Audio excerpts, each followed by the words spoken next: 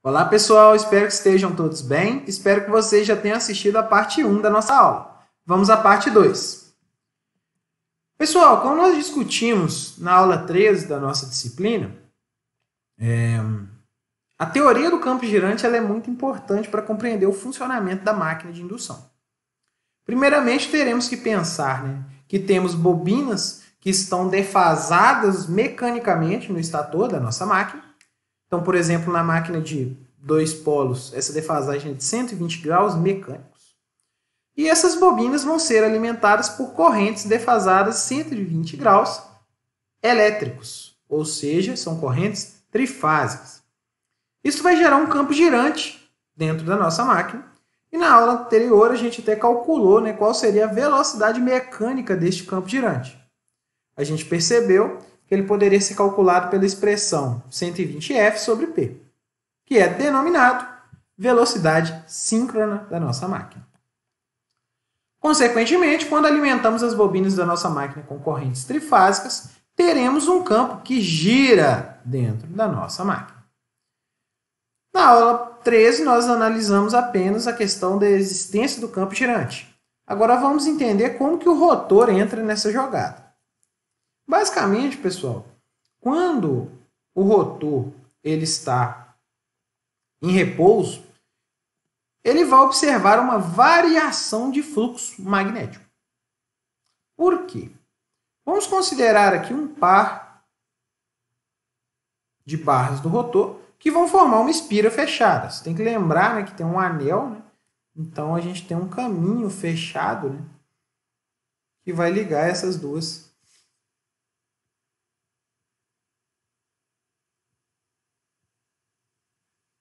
espiras. Essas duas barras formam uma espira. Consequentemente, note que nesta situação aqui desenhada, nós teremos um campo magnético nessa direção, um fluxo nessa direção. Suponha agora que o seu campo ele sofreu um giro aqui de 90 graus. Nessa situação agora, nós teremos um campo na vertical que não vai atravessar essa espira mais. Vamos supor inicialmente o rotor travado, ok? Ele não movimentou. Consequentemente, o fluxo foi a zero. Então, houve uma variação de fluxo máximo para fluxo zero.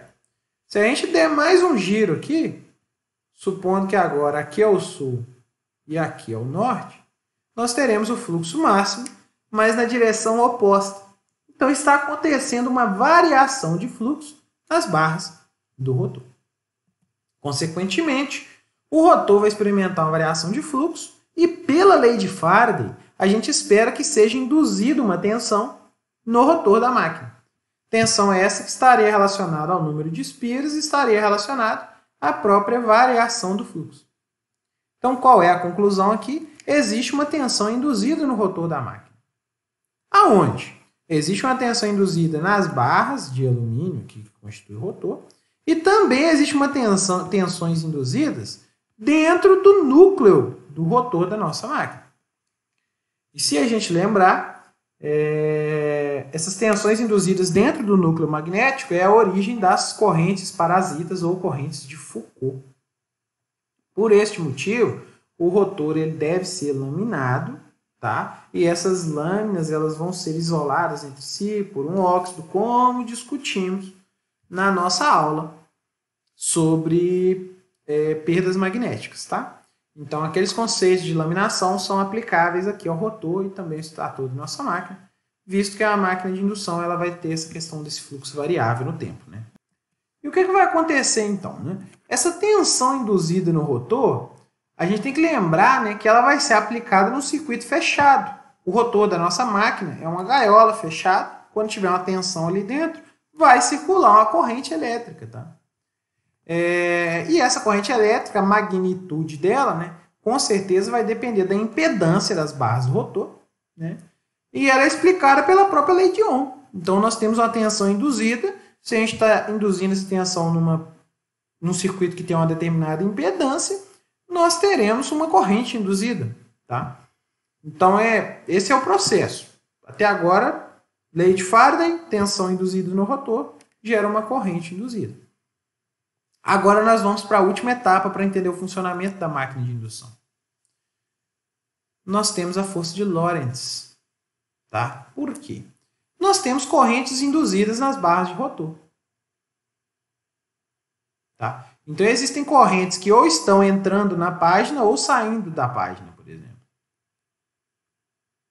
Algo desse tipo. E nós temos um campo magnético externo, que é o próprio campo girante. Então, nós temos o campo girante e temos as correntes induzidas. Tá? Nota o seguinte, o campo girante ele sempre está na direção radial do rotor. Então, o rotor está centralizado em relação ao estator, então as linhas de campo elas apontam para o centro ali do rotor. Né? E a nossa corrente ela é perpendicular à página. Perceba que a nossa corrente está normal aqui à página. Elas estão entrando ou saindo. Né? E se a gente lembrar da equação da força de Lorentz, tem um tal de um seno de φ que seria o ângulo entre a corrente e a densidade de fluxo. Só que essas duas crianças aí, pessoal, elas estão perpendiculares. Consequentemente, isso aqui é igual a 1. A gente vai ter uma maximização da força. Olha que interessante. Então, cada uma das barras do rotor vai sofrer a ação de uma força. Então, este é o princípio. A grande questão que temos que compreender aqui agora é qual é a direção desta força. Qual que é a grande questão? Se a densidade de fluxo ela está radial e a corrente está normal à página, nós chegaremos à conclusão que a força vai ser tangencial ao rotor da máquina. Note que a direção tangencial ela é perpendicular à direção radial numa circunferência e, como ela está no plano da página, ela também é perpendicular à corrente. Então, a força que aparece em cada uma dessas barras do rotor é tangencial ao rotor. Como essa força está aplicada a uma distância do eixo, que é o próprio raio do rotor da nossa máquina, nós teremos um conjugado. Conjugado esse que é o módulo do torque. Né? Lembra que o torque é um vetor. Né? O conjugado ele é o módulo do torque. Vai ter um conjugado que é igual ao produto da força pelo raio do rotor. Consequentemente, vai haver um conjugado que vai colocar o rotor da nossa máquina em movimento. Então, pessoal, qual é o resumo aqui de funcionamento da nossa máquina de indução? A gente alimenta o estator da nossa máquina com correntes trifásicas. Vai aparecer um campo girante dentro da nossa máquina. Pela lei de Faraday, esse campo que está girando vai induzir tensões e correntes nas barras do rotor da nossa máquina. Esta corrente induzida, ela interage com o campo girante, que faz aparecer a força de Lorentz. E essa força, como ela é aplicada tangencial ao rotor, então a geometria da máquina é feita para maximizar essa força, né? Como ela é tangencial, nós teremos a rotação do rotor da nossa máquina. A máquina entra em movimento. Espero que tenha ficado claro. Tá. Entendido isso, agora nós vamos discutir o escorregamento da nossa máquina. Tá? Qual que é a grande questão? Primeiro, pessoal, a gente tem que entender aqui a relação entre a velocidade mecânica da nossa máquina e a variação de fluxo. Tá? E para tal, a gente tem que entender uma composição de velocidades, tá? Que é muito importante. Ok. O que acontece? Vamos supor uma máquina de dois polos, né? Então, nosso campo girante aqui, a cada ciclo da corrente, ele dá uma volta completa. Esse campo girante está ali, girando dentro da nossa máquina. Ok. Se o rotor está em repouso, a variação de fluxo que acontece no rotor da máquina acontece na mesma velocidade do campo girante. Note que, como o rotor está travado, né, essa barra aqui do rotor, essas duas barras que formam uma espira aqui, por exemplo, na hora que o campo girante está nessa direção, nós temos o fluxo numa direção. Se nós temos ele vertical, zerou. Se ele está nesta condição, nós teremos fluxo máximo na direção contrária, que ele zerou e voltou. Então, a variação de fluxo, quando o rotor está em repouso, acontece na mesma velocidade do campo girante.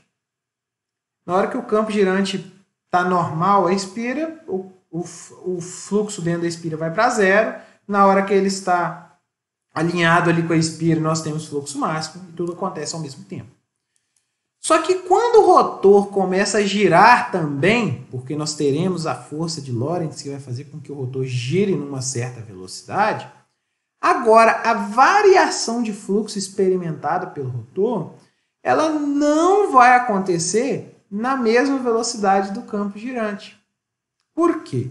Porque nós temos duas coisas girando ao mesmo tempo. Então nós teremos uma composição de velocidades. Tá? Na verdade, a variação de fluxo que teremos aqui, pessoal, vai ser, de fato, a velocidade relativa ou a velocidade que a gente denomina velocidade de escorregamento da nossa máquina, que seria a subtração entre a velocidade síncrona, que é a velocidade do campo girante, e a velocidade mecânica. Certo? Para você entender isso aqui num outro exemplo, né? Porque a composição de movimento, muitas vezes vocês têm contato com ela com o movimento de translação, né? E não com o movimento de rotação. Então vamos pensar que a gente tem um veículo aqui, tá? Esse veículo está se movimentando nessa direção. E aí tem uma persona aqui que se desloca nessa direção. Perfeito? O deslocamento efetivo desta pessoa, tá? Em relação ao solo, ou em relação a alguém que esteja nesse referencial aqui, em repouso, tá? Vai ser uma composição dessas duas velocidades. E, na verdade, vai ser a subtração das duas, né? Visto que a pessoa está tentando se deslocar ao contrário do veículo. Tá? Então, é mais ou menos a mesma ideia, né? Quando a pessoa está em repouso, ela se desloca em relação ao solo da mesma velocidade que o veículo. Agora, quando ela se movimenta, nós teremos uma composição de velocidades. Aqui nós temos uma composição de velocidades do movimento de rotação. Você só vai ver uma variação de fluxo completa, ou seja, o fluxo está máximo, ele se anula, ele mínimo, ou seja, máximo negativo, né? Se anula e retorna para o máximo. Agora, não quando o campo girante der uma volta completa, tá? Por quê? Porque o rotor também está em movimento. Então, na hora que esse campo gira para cá, essa espira ela não está mais nessa posição, mas, por exemplo, ela mudou para esta posição aqui. E aí, nós teremos que a variação de fluxo ela vai ser mais lenta do que a velocidade do campo girante. Tá? Essa velocidade de escorregamento, tá? É uma interpretação física para ela, meio maluca, tá? Para explicar esse termo escorregamento. Né? Imagine que você fosse um X-Men e aí você tivesse dois poderes. Tá? O seu primeiro poder é que você pode ficar muito pequeno. Tipo um Homem-Formigas. Tá?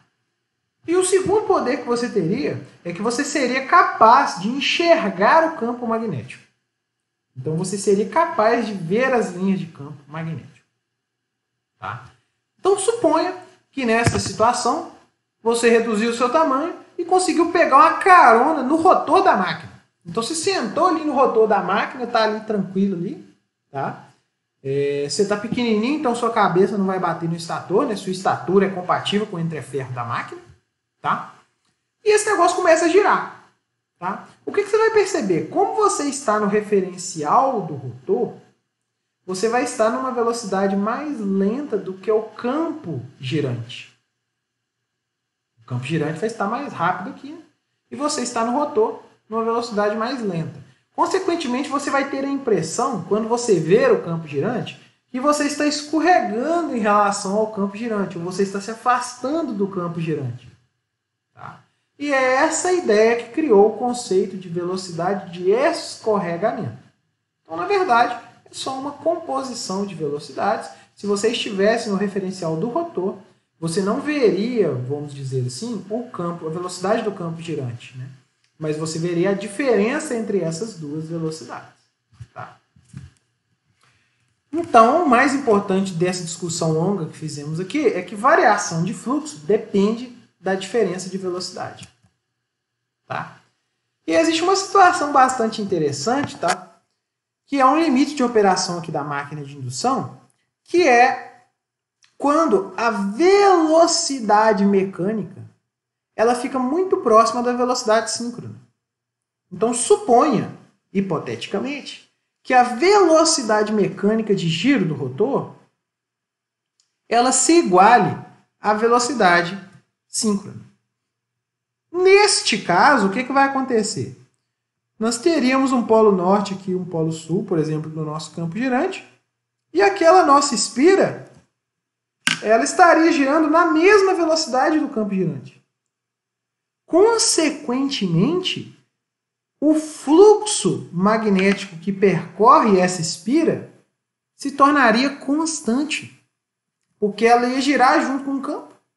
Então, a gente não teria, em teoria, variação de fluxo. Olha que interessante. Para existir variação de fluxo, tem que ter diferença de velocidade. E qual que é o problema de não ter, né, a variação de fluxo, né, quando a velocidade mecânica, né, ela tende à velocidade síncrona? O problema, pessoal, é que deixa de existir tensão e corrente induzida. E, consequentemente, deixa de existir a força de Lorentz. Qual que é a conclusão? Não vai existir mais conjugado, a máquina vai desacelerar até atingir uma outra velocidade menor que a velocidade do campo girante. Então, lembre-se disso. Se a velocidade do motor atingir a velocidade síncrona, não haverá velocidade relativa entre o campo girante e o rotor da máquina. Não vai ter variação de fluxo, o ímã e o rotor giram juntos e, consequentemente, sem variação de fluxo, sem tensão induzida, sem corrente induzida, sem força de Lorentz, sem conjugado. Desta forma, nós não conseguimos operar com essa máquina na velocidade síncrona. O fato dela depender do princípio da indução faz com que não seja possível para esta máquina operar na velocidade do campo girante. Por este motivo, essa máquina é carinhosamente denominada máquina assíncrona. Tá? Assíncrona da mesma forma que esta atividade está sendo assíncrona. E a gente também chama ela de máquina de indução, porque ela depende das correntes induzidas, ou do princípio de indução de tensão e corrente no rotor, para funcionar. Tá? Nós veremos que existe depois a máquina síncrona. Mas no caso da máquina síncrona, ela não depende do princípio de indução para funcionar. O rotor dela é bem diferente. Tá? E aí, esta máquina, a máquina síncrona, ela opera na velocidade do campo girante. Já a máquina assíncrona, ela opera numa velocidade abaixo do campo girante, da velocidade do campo girante, quando ela opera como motor. E em que velocidade ela opera? Né? A gente tipicamente mede isso por meio do escorregamento. O que é o escorregamento? Ele é uma razão, né? Então ele basicamente porque ele não tem unidade, ele é adimensional. Ele é uma razão entre a velocidade síncrona e a velocidade mecânica da máquina, dividida pela velocidade síncrona. Tá? Por exemplo, na partida, né, quando o motor vai partir, a velocidade mecânica é nula.